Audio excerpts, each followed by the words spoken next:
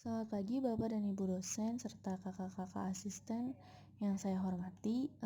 Perkenalkan nama saya Putu Delia Maharani Patra, NIM 1541823. Pada pagi kali ini saya akan mewakili teman-teman saya dari aspek Sosduk untuk memaparkan hasil analisis kami sejauh ini. Berikut analisis kami. Secara singkat, sosial kependudukan membahas tentang bagaimana karakteristik kependudukan, sosial, dan budaya masyarakat Kecamatan Cigugur untuk mendukung potensinya sebagai kawasan konservasi.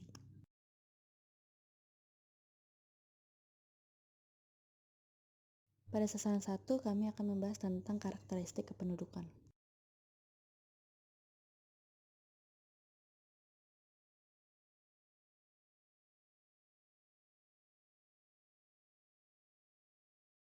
Dari tabel berikut, dapat disimpulkan bahwa jumlah penduduk di kecamatan yang paling banyak terdapat di Kelurahan Cigugur, sedangkan untuk kepadatan penduduk yang paling tinggi terdapat di Kelurahan Sukamulya. Berikut adalah peta kepadatan penduduk dan persebaran jumlah penduduk di Kecamatan Cigugur.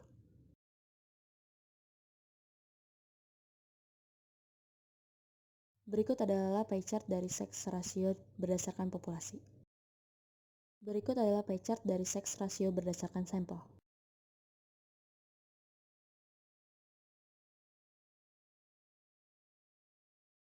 Bentuk piramida penduduk di Kecamatan Cigugur pada tahun 2018 berbentuk ekspansif, di mana pertumbuhan penduduknya cepat karena tingkat kelahiran tinggi namun tingkat kematian rendah.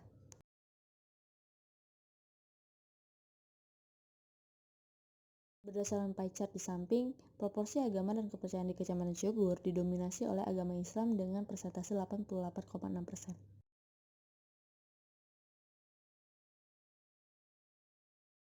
Berdasarkan grafik angka kelahiran di Kecamatan Cigugur tahun 2018, Kelurahan Cigugur merupakan desa kelurahan yang paling tinggi.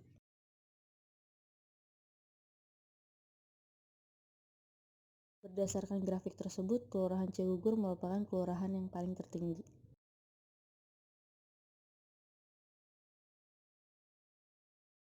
Dari tabel tersebut, angka ketergantungan tertinggi berada di Desa Cipari dengan rasio 55.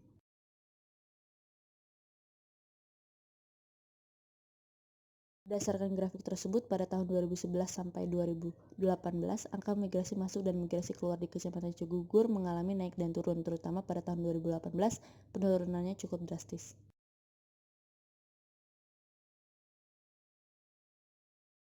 Berdasarkan pie chart tersebut, 63% dari 14% pendatang berpindah ke Kecamatan Cigugur karena menikah. Namun untuk alasan pindah dari Kecamatan Cigugur, kami belum mendapatkan datanya, karena adanya penundaan wawancara dari Disduk Capil.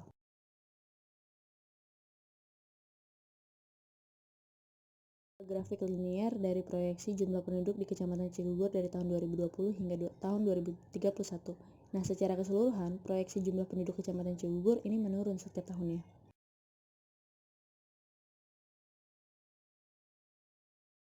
Kemudian untuk IPM di Kecamatan Cigugur dari tahun 2010 hingga 2015 mengalami peningkatan di setiap tahunnya.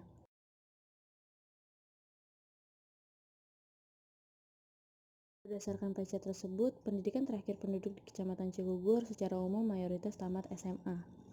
Lain halnya dengan petani, yang paling dominan adalah tidak tamat SD dengan persentase sebesar 54,5%. Untuk yang non-petani adalah tamat SMA dengan persentase 38,4%. Nah, untuk nilai dan indeks rata-rata lama sekolah di Kecamatan Cigugur dari 2010 sampai 2015 mengalami kenaikan di setiap tahunnya.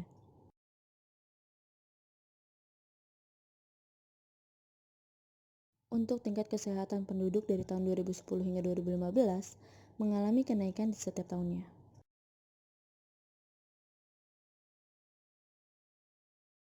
Untuk mayoritas jenis pekerjaan penduduk, paling banyak itu ibu rumah tangga sebesar 20%, lalu disusul dengan petani 19%. Namun terdapat perbedaan pada data yang kami peroleh dari profil desa, di mana jenis mata pencarian paling dominan adalah tani atau kebun sebesar 19,7%. Untuk jumlah lapangan pekerjaan di Kecamatan Cigugur, kami belum mendapatkan datanya.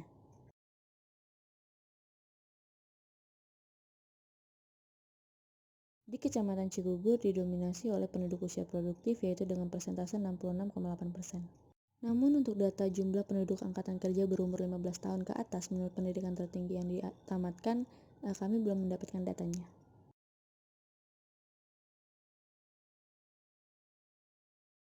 Partisipasi angkatan kerja dan tingkat pengangguran terbuka di Kecamatan Cigugur kami juga belum mendapatkan datanya.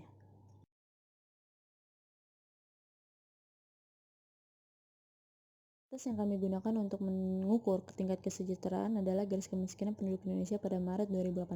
Berdasarkan garis kemiskinan Indonesia, 27,3% penduduk dengan mata pencaharian petani sebagian besar berada di bawah garis kemiskinan. Sedangkan penduduk non-petani sebesar 17,1%. Sasaran selanjutnya mengenai karakteristik sosial.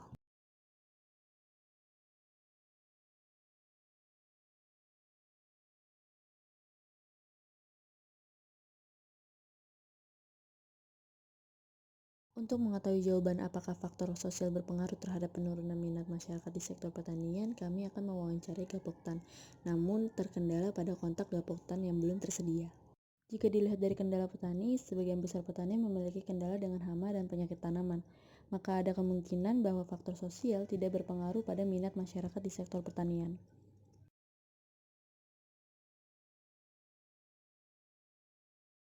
Berdasarkan hasil wawancara dari ketiga desa atau kelurahan tersebut, masing-masing tokoh masyarakat berpendapat bahwa konservasi merupakan upaya memelihara dan melestarikan SDA yang ada, dan masing-masing tokoh tersebut memiliki pandangan yang positif terkait dijadikannya Kecamatan Cigugur sebagai kawasan konservasi.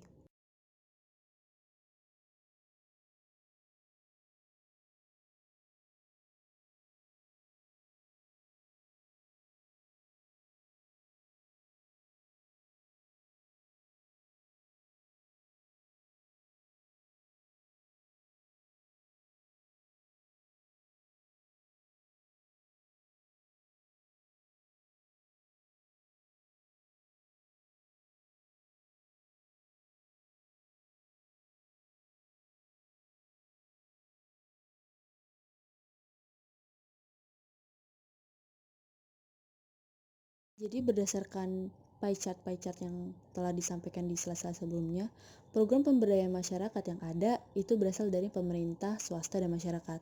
Nah, bentuk dari program pemberdayaan tersebut mayoritas berbentuk sosialisasi kesehatan, baik dari pemerintah, swasta, ataupun masyarakat, diikuti dengan program pelestarian lingkungan. Hal tersebut berdampak baik terhadap masyarakat, namun mayoritas responden mengatakan bahwasannya dampak terbesarnya ialah menambah pengetahuan masyarakat akan pelestarian lingkungan hidup. Selanjutnya sasaran ketiga mengenai karakteristik budaya.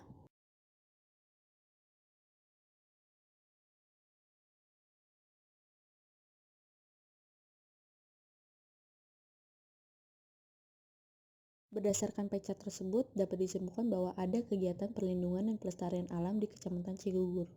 Nah, untuk bentuk kegiatannya berupa kerja bakti. Berdasarkan hasil kuesioner, 61,3% petani menggunakan pupuk kimia. Sedangkan untuk pembasmi hama yang digunakan, 86,9% petani menggunakan pestisida. Sebanyak 56% masyarakat Kecamatan Cigugur menggunakan drainase sebagai tempat pembuangan air limbah mandi dan cuci. Sedangkan untuk pembuangan air limbah dan kakus, sebanyak 87,7% masyarakat Cigugur menggunakan septic tank. Sistem pengelolaan sampah oleh responden petani mayoritas diangkut oleh petugas sebesar 40%. Sedangkan untuk responden non-petani mayoritas diangkut oleh petugas sebesar 58,9%. Lain halnya dengan masyarakat Sunda Wiwitan. Mereka memiliki program pelestarian lingkungan yaitu upacara serentahun, kegiatan tanam pohon, dan perlindungan daerah resapan air yaitu tanah adatnya.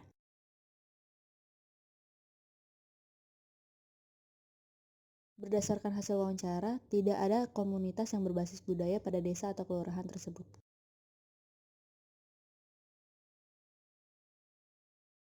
Produk budaya di Kecamatan Cigugur ada dua, yaitu Paseban Tripaca Tunggal dan Taman Purbakala Cipari.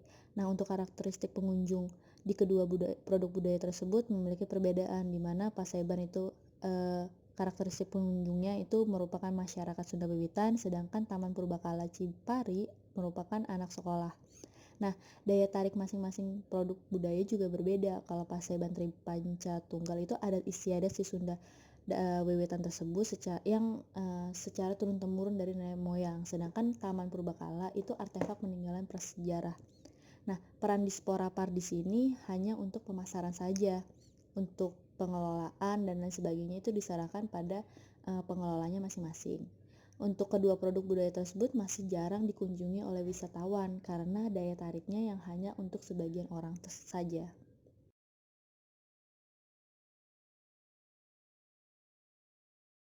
Berdasarkan hasil wawancara, di setiap daerah kelurahan tersebut memiliki nilai budaya, yaitu gotong royong dan kerja bakti.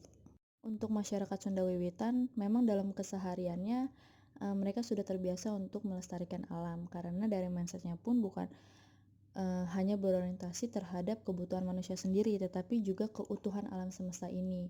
Hal tersebut dikarenakan konsep manusia, lingkungan, Tuhan itu bukan entitas yang berbeda-beda, tapi satu dan saling berkaitan. Mungkin cukup sekian pemaparan dari saya, kurang lebihnya mohon maaf dan terima kasih.